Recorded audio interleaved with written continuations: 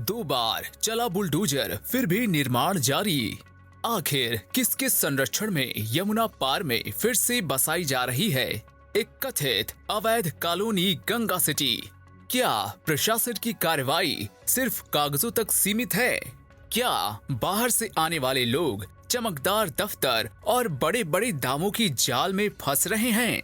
मथुरा के यमुना पार क्षेत्र के रायपुर माई बांगर में विकसित हो रही गंगा सिटी को लेकर कई गंभीर सवाल खड़े हो रहे हैं। हमारे पास मौजूद दस्तावेज बताते हैं कि अगस्त 2025 में मथुरा वृंदावन विकास प्राधिकरण ने वाद संख्या MDDA/Z3/ENI/2025/636 में उत्तर प्रदेश नगर योजना एवं विकास अधिनियम 1973 की धारा 27(1) और 28(2) के तहत कार्रवाई की थी। रिकॉर्ड के अनुसार करीब 30,000 वर्ग मीटर भूमि पर बिना स्वीकृति भू विभाजन, सड़क, नाली और अन्य विकास कार्य किए गए। 19 अगस्त 2025 को ध्वस्तीकरण नोटिस जारी हुआ, जिसके बाद कार्रवाई भी की गई। फिर 26 मई 2026 को दोबारा बुलडोजर चला, लेकिन स्थानीय लोगों का दावा है कि कुछ ही दिनों बाद फिर से निर्माण शुरू हो गया। कार्यालय की मरम्मत कर उसे दोबारा संचालित किया जा रहा है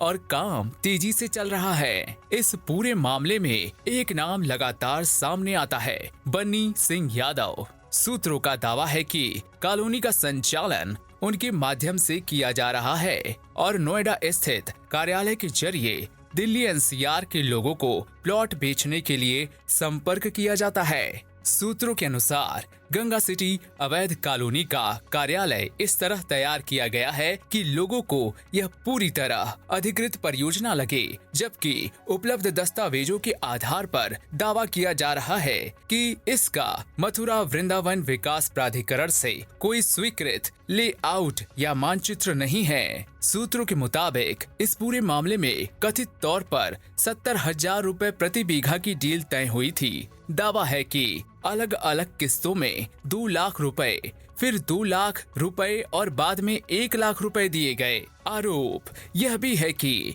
बदले में ध्वस्तीकरण की औपचारिक कार्रवाई कर ज्यादा नुकसान न होने देने का भरोसा दिया गया। सूत्रों का यह भी दावा है कि 26 मई 2026 की कार्रवाई से पहले 1 लाख रुपए वापस लौटा दिए गए। जब इस पूरे मामले को लेकर मथुरा वृंदावन विकास प्राधिकरण के सचिव आशीष कुमार सिंह से बातचीत की गई, तो उन्होंने कहा फिर से अवैध कॉलोनी को ध्वस्त कराया जाएगा। लेकिन सबसे बड़ा सवाल अब भी वही है, अगर 2 बार बुलडोजर चल चुका है तो फिर निर्माण किसके भरोसे हो रहा है? क्या सिस्टम के भीतर किसी की मिली भगत है? और सबसे अहम सवाल उन लोगों के लिए जो अपनी जिंदगी भर की कमाई से प्लॉट खरीदने का सपना देखते हैं, क्या वे कानूनी जांच पड़ताल कर रहे हैं या सिर्फ चमकदार ऑफिस और बड़े बड़े दावों के भरोसे अपना पैसा दांव पर लगा रहे हैं?